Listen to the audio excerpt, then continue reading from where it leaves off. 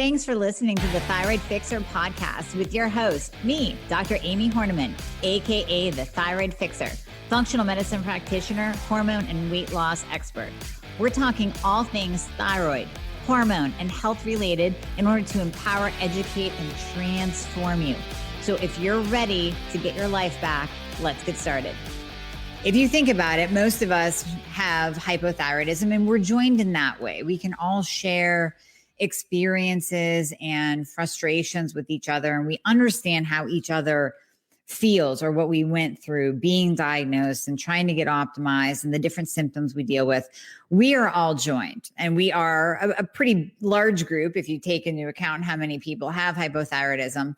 But this is something even larger. This pandemic is joining all of us across the world. So when I speak about stress, of course, I am talking today about how it directly affects your thyroid. But let's face it, we're all under so much more stress right now. And the stressors that you have already had, kids at home, autistic kids, if you're caring for a loved one in your home, or just adjusting to daily life, or you lost your job, or you're battling with your spouse, these are stressors that we all have. And now put on top of it, this added stress of not knowing where the world is going on a day-to-day basis. So I really wanted to jump in today and talk about how stress really does affect the body.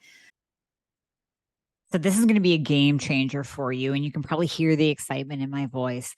The latest introduction, the latest member of the family to the Fixer line is Metabolism Fixer. And this, oh my God, I formulated this just for all my people out there that need to lose weight, that need help in the weight loss department, that can't lose weight no matter what they do, that feel like they have a slow metabolism, and that might be thinking of trying all those peptides out there, you know, the Beverly Hills soccer mom drug of choice for weight loss peptides. Or even if you're on them already and you're like, man, these are really expensive and I'm still not losing weight, add in Metabolism Fixer. Here's what I did. I took the power of T2, which increases your basal metabolic rate while you are sitting there watching Netflix. You're burning fat while you're watching Netflix. I combined it with a very unique patented ingredient called Suppressa. Suppressa has multiple clinical trials backing its efficacy in reducing your appetite, decreasing snacking, and providing way more control over your food intake. It is amazing. We also see improved emotional well-being, just decreased food cravings all around, reduced hunger, and weight management. Add on top of that, we have green tea extract, we have purple forest purple tea extract, both of which affect the metabolism in a very positive way without the jitters of normal fat burning supplements out there from the 1980s and 90s, right? The ones that made you feel like you're having a heart attack. You will not have that in any of my supplements, Thyroid Fixer or Metabolism Fixer. But Metabolism Fixer, ooh, yeah, we kicked it up a notch. It is in powder form, so you can drink it through your day. It's going to flavor your water. We got orange crush and refreshing citrus. I love them both.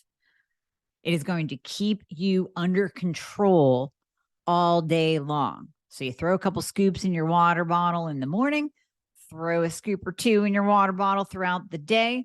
You will have fat burning and appetite control the entire day for what? An eighth of a price of the peptides? Oh my God, you can't go wrong. So grab some Metabolism Fixer today. Please let me know how you do on it. I am super excited for you. Super excited. Just from a personal note, I know even last week, I had a 5-day migraine, 6 and 7, it kind of lingered, but a 5-day kind of 7-day migraine. I have never had that before in my life. 3 days have been my migraine max. And usually after I pass that 3-day mark, I'm okay. But definitely, I know it's stress. And I know firsthand what stress can do to your body. So I plead all of you, if you are experiencing additional symptoms, don't discount stress and what it can be doing to your body. And especially if you have hypothyroidism or Hashimoto's, it's going to affect you on another level. And we're going to go over today exactly why. I always believe it helps to understand your body more and how it works so that you can actually tune in and recognize what's going on. Even if it's not very pleasant what's going on, you can at least tune in and actually recognize it and pick up on it. Let's get a little bit geeky, a little bit biology nerdy, right? During stress, we activate the HPA axis, and we're going to be talking a little bit more about that as we go. It's the hypothalamic pituitary adrenal axis.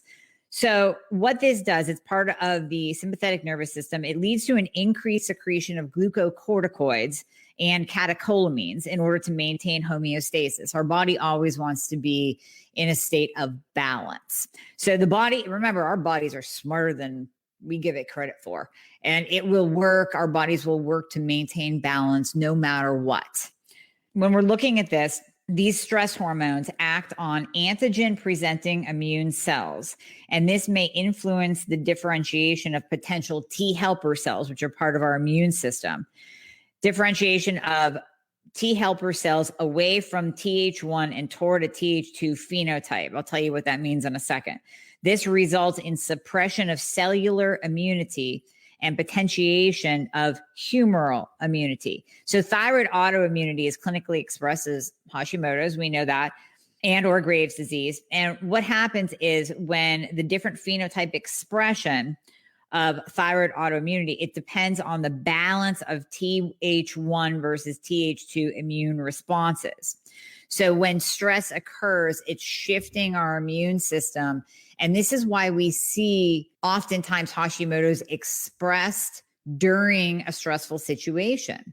So many of you, it is possible that if you have that genetic predisposition for Hashimoto's, maybe you've never been tested, this could be the time during this stressful situation that that gene turns on and that your immune system, in layman's terms, freaks out and shifts in a way to create the autoimmune flare.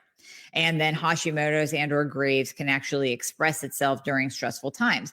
So oftentimes we say puberty, pregnancy, perimenopause, the big P's. Those are times where a woman, or specifically a woman during pregnancy, will experience changes in her body that are then diagnosed as Hashimoto's. So stress can absolutely turn that on. So when we're talking about the HPA axis, we have to remember that the HPA axis controls things like temperature, digestion, immune system, mood, sexuality, energy use. And then it definitely controls the body's reaction to stress or trauma. So when someone is under chronic stress, like we all are right now, just that low level, it could be high level on some days, but it's just this low constant level, the unknown right now. That low constant level of stress can actually start to depress the hypothalamic and pituitary function. So we know that we rely on the pituitary to send signals to our thyroid. So it's the hypothalamus pituitary thyroid axis, HPT axis. And when the HPA axis is disrupted, what ends up happening is it suppresses thyroid function. So what we will see, actually, some studies have shown that the inflammation that occurs from stress, the inflammatory cytokines that are released, can downregulate the HPA axis and then reduce levels of thyroid stimulating hormone. So it will reduce, and it's not that your TSH goes down in a good way. It's that the pituitary is no longer sending out the signal to stimulate the thyroid to make additional hormones. And what we will see is actually a reduction in T3 for 5 days. 5 days, T3 can go down, despite what medication that you're on. And that's why we're going to talk about sometimes during stress, during chronic stress like we are in right now, you may need more medication. So T3 goes down. What we see is reduced T3, reduced free T3, reduced free T4, and that can be up to 5 days. And then TNF alpha, tumor necrosis factor alpha, which is an inflammatory cytokine, can decrease the conversion of T4 to T3 and reduce thyroid hormone uptake. So remember, we all talk about, and you've heard me say this before, and if you're in one of the thyroid groups, you see this talked about all the time. T4 is the inactive thyroid hormone. T3 is the active thyroid hormone. T4 has to convert to T3. So now you have stress coming in and releasing inflammatory cytokines. And there are other things that reduce conversion, the T4 to T3 as well, related to stress. We'll get to that in a moment. But stress comes in, you have an influx of inflammatory cytokines that are now getting in the way of that T4 to T3 conversion. Now let's think about this. Stress also increases cortisol. High cortisol levels impair T4 to T3 conversion and increase reverse T3. High stress increases cortisol, which will increase your blood glucose. High stress can cause insulin resistance. So now you have high insulin and high blood glucose. And of course, you have an impairment of T4 to T3 conversion. So stress that you can see is very much getting in the way of that T4 to T3 conversion. It can significantly impair you getting your active thyroid hormone into the cell. Okay. Adrenal stress promotes autoimmunity by weakening immune barriers. So earlier today, I released a video along with a supplement guide, a free download supplement guide on things you can do right now to boost your immune system, the specific supplements that are backed in science by the Institute for Functional Medicine. So we're kind of clearing out some of those rumors of what to use and what not to use. And this is important because with Hashimoto's, with any autoimmune condition, we just naturally have weakened immune barriers. So we all know that our immune health starts in our gut. And the GI tract, the lungs, the blood-brain barrier, they're the primary immune components of the body. This is where immunity starts. So when you think of the gut, I want you to think of a totally enclosed system. And in that totally enclosed system, supposedly, there's little holes that can happen. And what can trigger these holes are toxins, gluten, and stress. So stress is a trigger to leaky gut. So adrenal stress will weaken the barriers, and then it will weaken the immune system. So in general, stress just brings down your immune system and then increases autoimmunity. So with the gut thyroid connection, when the immune barriers are breached, when those are broken down, then these large antigens come in and get into the bloodstream and create this systemic inflammatory response. And then if this keeps happening over and over and over again, the immune system gets completely thrown out of whack. And then we become more prone to autoimmune diseases. So we said in the very beginning, stress, any kind of stress can turn on that gene where autoimmune can express itself. Well, stress can also break down the immune barriers like our gut and create an autoimmune flare too. And that's when we see autoimmunity express itself as well. And then right now during this time, we are concerned about keeping our immune systems up just simply for protection.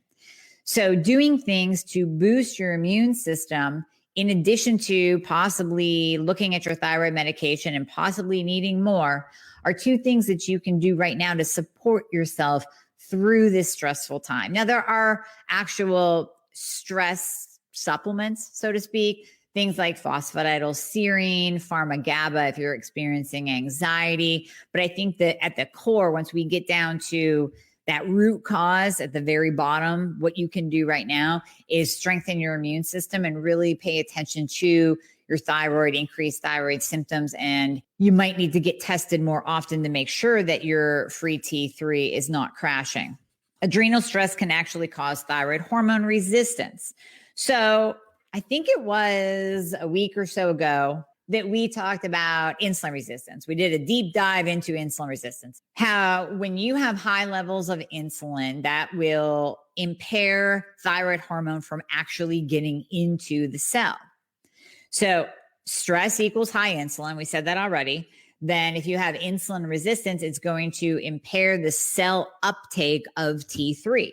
That's not good because if T3 can't get into the cell, if you actually have thyroid hormone resistance at the cell level, then your numbers will look just fine on your blood work. And there's no practical way to measure receptor site sensitivity. I mean, we do T3 uptake, but if you are thyroid hormone resistant, There's no direct test to like insulin resistance to say, here, yes, you are. But your thyroid hormone levels can look normal, but there's a problem at the cellular level. And this can be root caused based in high stress, chronic stress. And then you will see inflammation in this and depressing your thyroid receptor site sensitivity.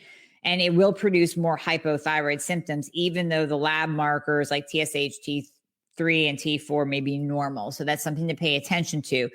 If during this time you are experiencing more stress, you're starting to lose your mind, and you are experiencing increased hypothyroid symptoms, that is something to pay attention to because you may have an issue at the cell level. Now, remember, adrenal stress can also cause hormone imbalances.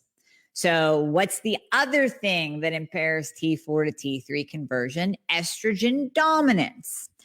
So cortisol, one of the main hormones in the body released by the adrenals. We know that. It's released during the stress response. Prolonged cortisol elevations caused by chronic stress decreases the liver's ability to clear excess estrogens from the body. And then excess estrogen increases the level of thyroid binding globulin, TBG, the protein that thyroid hormone is attached to as it's transported through the body. But the issue is when thyroid hormone is bound to TBG, it's inactive. It has to be cleaved. And that's why we look at your free T3 and free T4 levels, because those are free and unbound. So when stress is high, we have high cortisol, we have excess estrogen, and then excess estrogen will increase TBG, and it'll tighten down on the thyroid hormone and not let it go so it can be picked up by the cell. I'm hoping all this is making sense. So when it's bound to TBG, it's inactive. When TBG levels are high, the percentage of free thyroid hormone drops. This will show up on labs as low T3 uptake and low free T3 and free T4. So we see this when women are taking estrogen-containing birth control pills. That's an issue as well. But estrogen dominance is a big issue when it comes to the thyroid. And there are things that we can do, like using DIM or indole-3 carbinol to help clear the body of that excess estrogen. But then again, we do have to go back to the main source, which is stress, and take care of that. And then the last thing I will say, and this is an extreme case, but it's something to bring up, especially now, that stress sometimes in underactive thyroid and Hashimoto's can develop into a myxedema coma. And this is more likely to occur in people that have had their thyroid glands removed.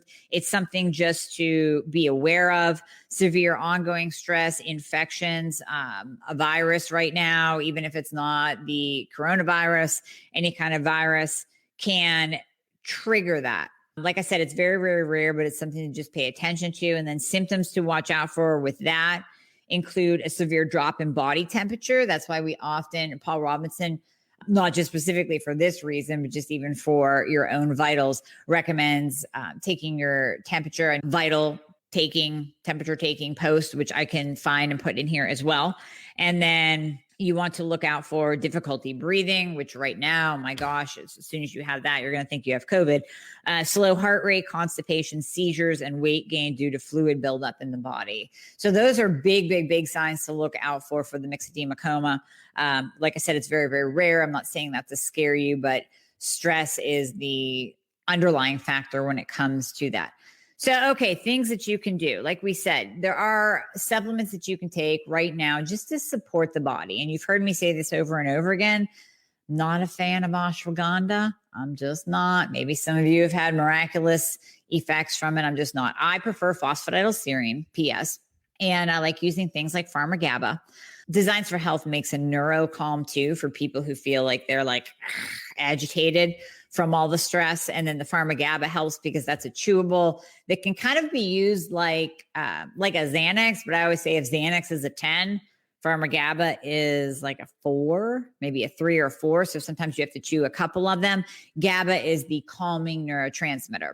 And then other things that you can do, obviously, is stress management, yoga, deep breathing, meditation. You've heard all this, but it actually does work. We're tapping into our parasympathetic nervous system, reducing those levels of cortisol when possible. Other things that you can do, stabilizing your blood sugar. So we said earlier, insulin resistance. So one thing you can do is keep your blood sugar in check. Yes, you have to reduce the sugar in the processed foods. You can't buy the crap. You cannot buy the crappy food. If it's in your house, you're going to eat it. That's the law of nutrition. If it is in your house, you will eventually circle around to eat it. I could have pretzels in my house. I don't like pretzels. But if I get hungry enough, I'm going to eat a pretzel and then a couple of pretzels. So just don't even buy it. Stabilize your blood sugar. If you are using something like berberine, you've heard me talk about that ad nauseum. I'm a huge fan of it, especially for insulin resistance, balancing those blood sugar levels, balancing the insulin levels, helping you to take off weight. It works tremendous for insulin resistance and type 2 diabetes. Having insulin resistance and type 2 diabetes makes you more prone to catching the coronavirus because of the ACE2 receptors on the cell. But using berberine to balance out your blood sugar and insulin is key. That's also going to protect you from being more susceptible to COVID. Okay, that's also going to protect you from putting on weight. Now, for your thyroid, I want you to think about, now I am not telling you to dose yourself. I cannot legally tell you to take more thyroid hormone and dose yourself. What I can tell you is that you might need more thyroid hormone. So pay attention to your symptoms. Start a log, start a journal. If you are experiencing weight gain that is not due to you eating too much cheese, then write it down. If that is paired up with, let's say, increased anxiety, decreased mood, low energy, if your hair's starting to freak out and fall out where it wasn't before, all those hypothyroid symptoms, if they seem to be increasing a little bit and building upon themselves, building upon each other, it may be that you need additional thyroid hormone through this time. It's something to talk about with your doctor. It is something that I'll just use myself as an example so as to not tell you what to do. Sometimes, and many of you know that I'm on T3 only, maybe I'll just take an extra 15 micrograms per day just to kind of bump that up. Maybe I'll do it even every other day. And just to see if that doesn't take the edge off some of the hypothyroid symptoms when I am doing everything else correctly, as long as I am eating correctly and I'm taking my berberine, I'm keeping my insulin and blood sugar in check. I'm taking things like DIM and indole-3-carbinol to clear excess estrogens out. I'm keeping on top of my progesterone serum to keep my progesterone levels up. I'm exercising, I'm working out, I'm getting out, walking the dog, getting some fresh air. I am doing everything properly, getting good sleep, doing my hot yoga in my bathroom, deep breathing. And if I still have climbing hypothyroid symptoms, I might need a little bit of extra thyroid medication. Now, for those of you who are really, really stuck getting thyroid medication, you can also look into thyroid supports. I know that I use something called Thyroid 65. It's by a company called Priority One, natural desiccated thyroid, same as Armor. And there's another one, I think it's Thyrovans. Am I right for anyone listening? Thyrovans, I think it is. So that's another one that it's an over the counter. It's basically an Armor. And you can take just little micro doses of that to increase your overall thyroid hormone. Just an idea, pay attention to it. Oftentimes in the cold, so during winter, our bodies need more thyroid hormone. And now during this extreme stress, you also might need additional thyroid hormone. So it could be a conversation you have with your doctor, and it could be something that you plot out and pay attention to. I wanted to give you the actual mechanism of action so that you could pay attention to your own body. Because here's the thing, you might be sitting there thinking, just like, I fall prey to this, right? I should know better, but it's really hard to think when it's yourself.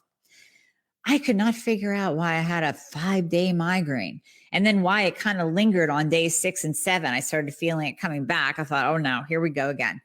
Could not figure it out. I'm thinking, did I eat something different? I'm looking, did I eat something different? Except for the additional cheese that I keep talking about. But I couldn't think of anything else. It comes down to stress. So if you're walking around going, I just don't know why I put on 5 pounds this week. Well, it probably is coming down to stress, affecting your HPA axis, which is affecting your thyroid.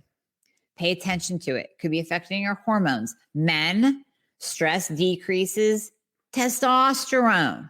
So for my men out there, so as to not make this all about the thyroid, we just said that stress can increase estrogen levels. Excess estrogen decreases testosterone.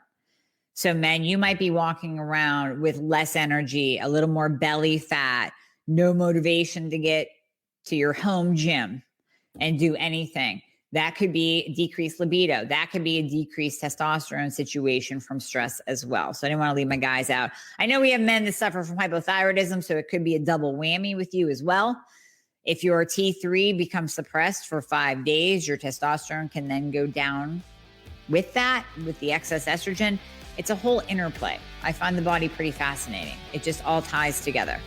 Thank you so much for listening, and I hope you enjoyed this episode. As always, please share this episode and check out the entire Thyroid Fixer podcast on all podcast platforms. If you're on iTunes, it would be awesome if you left me a review. And just a reminder, anything you hear on this podcast is not intended to diagnose or treat, so you always want to check with your doctor about any advice given on this podcast. And if you'd like to schedule a discovery call, please refer to the show notes for all the links. Everything that we talked about in the podcast will be in there with a guide for you on how you can get your life back. Let's get you fixed.